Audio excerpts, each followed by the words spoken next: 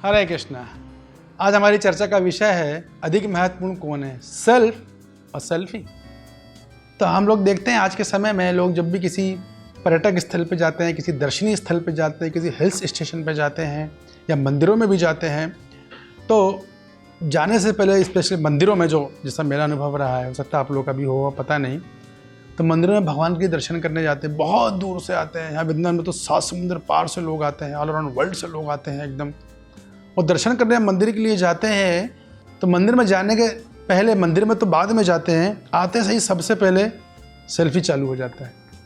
यहाँ फोटो खींचेंगे, लेफ्ट में खींचेंगे, राइट से खींचेंगे, ऊपर से लेंगे, नीचे से लेंगे और खींच के तुरंत व्हाट्सएप स्टेटस पर डाला, फेसबुक में डाला और एकदम सब जगह से पूरा सोशल मीडिया में जगह जगह डाल दिए जाते हैं पिक्स। तो ऐसा नहीं कि सेल्फी खींचना गलत है या सेल्फी नहीं खींचना चाहिए, ये बात नहीं हो रही है। बात ही हो रही है कि जब हम जा रहे हैं तो हम सबसे पहले फ़ोटो पर अधिक ध्यान दे देते हैं, भगवान के दर्शन के बाद में। भगवान दर्शन करने आने के बाद भी सेल्फी ली जा सकती है, कोई प्रॉब्लम नहीं है। और पहले भी ले रहे थे तो कोई बहुत गलत नहीं है, ऐसा नहीं कि बहुत गलत कर दिया, अपराध कर दिया है। लेकिन हमारी चर्चा का विषय ये है कि कौन अधिक महत्वपूर्ण है, सेल्फ और सेल्फी। तो देखिए, सेल्फी लेना अच्छा है, बहुत अच्छा है, महत्वपूर्ण है, देयर इज़ नो प्रॉब्लम, इसमें कोई दिक्कत नहीं है। लेकिन सेल्फी लेने के साथ साथ हमें खुद ये भी पता होना चाहिए कि मैं हूँ कौन, मैं सेल्फी ले किसकी रहा हूँ, मुझे अपने बारे में पता है कि नहीं पता है, मैं हूँ कौन और मैं यहाँ क्यों आया हूँ, मेरा इस भौतिक जगत में क्या काम है।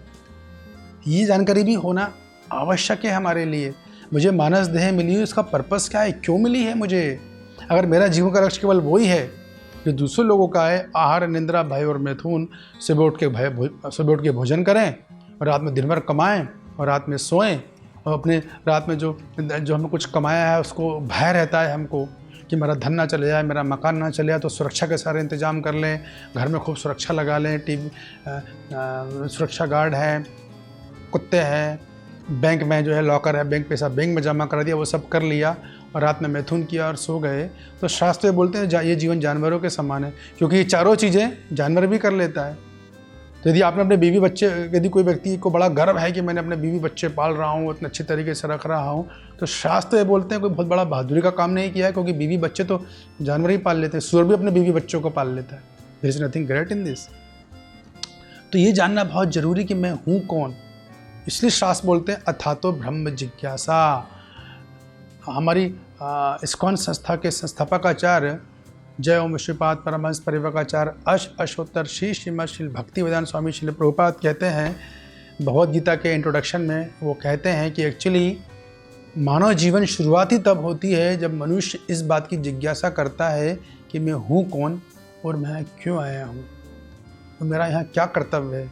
यहाँ से ह्यूमैनिटी बिगिंस, ऐसा बोलते हैं, यहाँ से मानवता चालू होती है, उससे पहले मानवता चालू नहीं होती, ऐसा बोलते हैं वो। तो कि आप मनुष्य हो सकते हैं, लेकिन मानवता कब चालू होगी, जब ये जानेंगे आप हो कौन। और ये जानना बहुत ज़रूरी है कि मैं शरीर नहीं, मैं आत्मा हूँ, ये जानना अति आवश्यक है। और हमें यही नहीं पता कि मैं हूँ कौन, हम जो कुछ भी क्रियाएं कर रहे हैं वो सारी उनका परिणाम इतना अच्छा आने वाला नहीं है। हम जो लाइफ का डिसीजन लेंगे सारे डिसीजन गलत हो सकते हैं, क्योंकि हमें अपनी पहचान ही नहीं है। तो सबसे पहले ये जानना बहुत ज़रूरी है कि मैं हूँ कौन। इंडिया में चलो फिर भी काफ़ी लोग जानते हैं कि मैं हूँ कौन। इंडिया में तो हमारे संस्था का आचार्य श्रील प्रभुपाद जी बोलते हैं कि 5 साल के बच्चों को ये पता होता है, आप उससे पूछोगे तुम शरीर हो कि आत्मा हो, तो बोल देगा मैं शरीर नहीं, मैं आत्मा हूँ। लेकिन पूरे विश्व में सब लोग इतने जागरूक नहीं कि वो पहचाने, लोग अपने को शरीर ही समझ रहे हैं। और शारीरिक जो कुछ भी वो निर्णय ले रहे हैं या जो कुछ भी जीवन जी रहे हैं, वो शारीरिक स्तर पर ही जी रहे हैं। शरीर को सुख देने का लक्ष्य बना रखना उन्होंने, कुछ आत्मा की उन्हें कोई चिंता नहीं है। ऐसे बहुत लोग जो है बोलते हैं कि जीवन आखिरी जीवन है, खाओ पियो भोग करो, फिर अगला जन्म किसने देखा है, ऐसा भी लोगों का विचार है। लेकिन शास्त्र ऐसा नहीं बोलते। शास्त्र बोलते नहीं है आप जानिए कि आप हो कौन। तो शास्त्र हमें बताते हैं, भगवद गीता बताती है कि हम शरीर नहीं, हम आत्मा हैं। और हम किसके अंश हैं, हम परम भगवान श्री कृष्ण के अंश हैं, जो परम आत्मा है, जो पूर्ण चेतन है। हमको केवल अपने शरीर की जानकारी है, अपने सुख दुख की, कि मेरे शरीर में हेडेक है, कोई तकलीफ़ है, वो मुझे ही पता है, सब लोगों को नहीं पता। मुझे कोई अगर किसी चीज़ का हर्षोल्लास हो रहा है तो सामने वालों को जब ही पता चलेगा जब मैं उसे बताऊंगा। लेकिन परम प्रभु ईश्वर को जितने जीवात्मा है, सबके मन में क्या चल रहा है, कौन सुखी है कौन दुखी, सभी की जानकारी है। तो हमें सारी पता होना चाहिए। और मेरे यहाँ कर्तव्य क्या, मेरा यहाँ एक ही का प्रमुख कर्तव्य है कि मुझे भगवान श्री कृष्ण की सेवा करना है। ये मेन कर्तव्य है हमारा, इसके लिए हम यहाँ आए हुए हैं। मैं भक्त हूँ और मेरा एक ही कर्तव्य है परम भगवान श्री कृष्ण की सेवा करना। ये जानना बहुत जरूरी, तब जाके मानवता चालू हो रही है, उससे पहले नहीं हो रही है। तो कोई बोलेगा अगर हम भगवान की सेवा दिन भर करते रहेंगे, आप लोगों की तरह माला जपते रहेंगे, तो हम ऑफिस कब जाएंगे, दुकान कब जाएंगे, बीवी बच्चों को कौन पालेगा? नहीं, आप ये मेन काम कर लें, बाकी के सारे काम स्वाभाविक रूप से भगवान आपको मार्गदर्शन देंगे, जिन उन काम को आप और अच्छी तरीके से कर पाओगे। अभी जो आपको बाधाएं आ रही हैं अपने घर को, परिवार का पालन पोषण करने में, आपको बिजनेस में जो बाधाएं आ रही हैं, आपको रिलेशनशिप में जो प्रॉब्लम्स आ रही हैं, वो सारी प्रॉब्लम सॉल्व हो सकती हैं एकदम भगवान श्री कृष्ण का भजन करें, भक्ति करें। हाँ, भक्ति करना कैसे है वो हमें किसी एक मैच्योर भक्त के मार्गदर्शन में करना चाहिए। मैच्योर भक्त का अर्थ ऐसा नहीं है कि जिसको कितने साल हो गए, नहीं, मैच्योर भक्त का अर्थ ये है जिसको शास्त्र की पूरी कंप्लीट अंडरस्टैंडिंग है।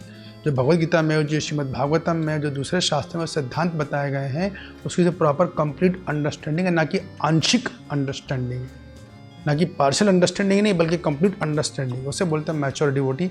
वो कम एज का भी हो सकता है।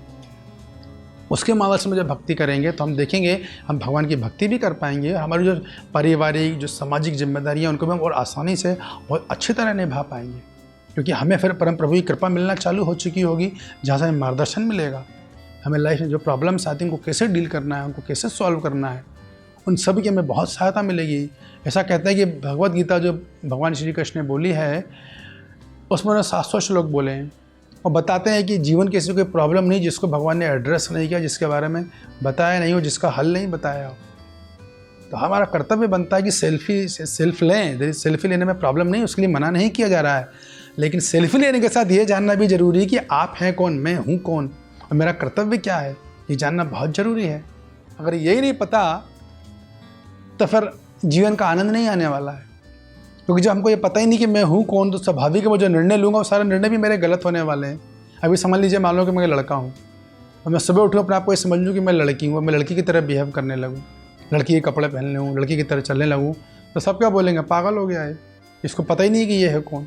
तो वो स्थिति अभी हमारी है, हमें अपने आप को जान नहीं रहे हैं, हम अपनी पहचान शरीर से कर रहे हैं जो हम हैं नहीं, इसलिए हम इतने फ्रस्ट्रेट, निराश और उदास हैं, इसलिए हमारे लाइफ के डिसीजन गलत हो रहे हैं। तो हमारा कर्तव्य यह है कि सेल्फी लें, ज़रूर लें, लेकिन खुद को भी पहचाने कि मैं हूँ कौन। कैसे पहचानें? भगवद्गीता का अध्ययन करें, जगह जगह कौन संस्थाएँ हैं, मंदिर हैं, वहाँ जाएँ, भक्तों का संपर्क करें, उनसे जिज्ञासाएँ करें। आपको पूरा मार्गदर्शन मिलेगा इस बात को जानने के लिए कि मैं हूँ कौन, मेरा कर्तव्य क्या है, मैं यहाँ क्यों आया हूँ, मैं यहाँ क्यों दुखी हूँ, और मैं दुखों से कैसे मुक्त हो सकता हूँ। हरे कृष्णा कृष्ण कृष्ण हरे हरे, हरे राम राम राम हरे हरे।